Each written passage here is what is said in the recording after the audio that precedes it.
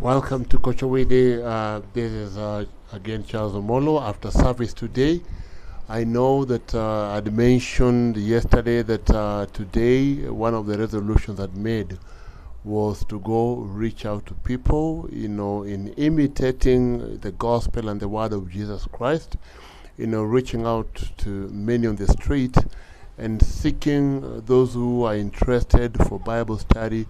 And now, before that, it's been a long, long while, without reaching out and evangelizing to the community or just people on the road. And so I had to prepare myself. I woke up in the morning, I prayed. After prayers, and then, I read scriptures related. And quickly, one of the scriptures that gave me encouragement is when Jesus Christ was sending out the 12, sending them to the different, places and villages. He told them very well that you will be rejected. And when you are rejected, shake the dust of your feet and leave that particular dust there, and go on to another house, and the house where you're welcome, you go to leave your blessings. And quickly, what that helped me with was the fact that I will be rejected.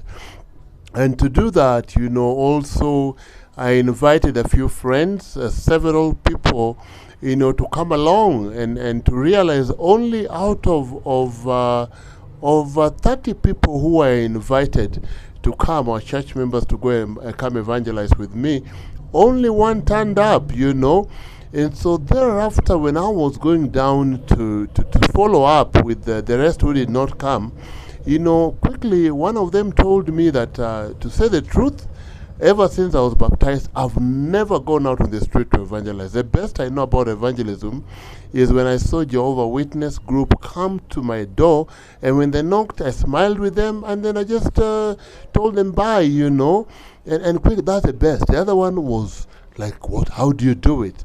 And quickly it helped me to see that even as older disciples, older Christians, we've not taken the responsibility of teaching the younger Christians what it means to reach out to, the souls who need Jesus. Today, Pastor Evangelist Sammy preached powerfully. And what he was speaking about is that you cannot give what you do not have. And so if you do not have Christ, that was based on the book of John chapter 15, and it says, I am the vine, and you are the branches, my Father is a gardener. And Jesus' desire was for us to bear fruit, and fruit that will last. But he says, if my word remains in you, and if you remain with me, and ask whatever you wish, and it will be given to you. What is Jesus saying? You cannot give people, you cannot bear fruit if you are not with me. In the same way, if you and I are not with Jesus Christ, we don't allow his commandments to guide us through even the ministry of evangelism. We cannot. And so for me, that was a plus. But I think just a little story that happened, as I was evangelizing, I really felt fulfilled. And why was I feeling fulfilled? A young man came over, and then when I reached out to him, he told me, actually, I have something I want to talk to you about. I'm like, sure, I'm here. I have all the time.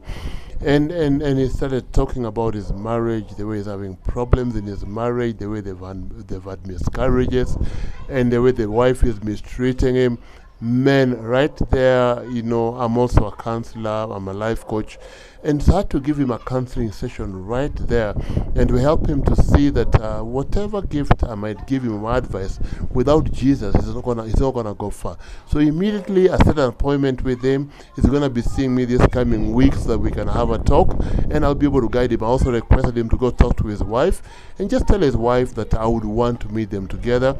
And quickly you go back, a lot of the things he spoke about was a culture, the things the wife did are against the culture. I feel like they are cast and all that. So I quickly, after giving him hope, I told him to come over. Another one was who I also invited was a doctor. I don't want to mention a name. And he was so interested. He asked many questions. He exchanged, the telephone number. He was going to church. But he's like, I would be interested to meet you. We talk more and I study Bible. And many other, not only that, but there are those who are like, I was invited, like, I don't have time. Forget about it. Let me go. And I was like, it's okay. You know, having studied out the Bible, and the Bible had warned me that not everybody will accept, will reject me. I didn't have dust to shake, you know, but quickly I had to let them go. But I think that had prepared my heart. But to say the truth, by the time I was getting done, the fulfillment I got was a fact that I invited.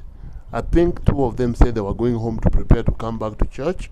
And I hope they came. I will follow up. I took their telephone details.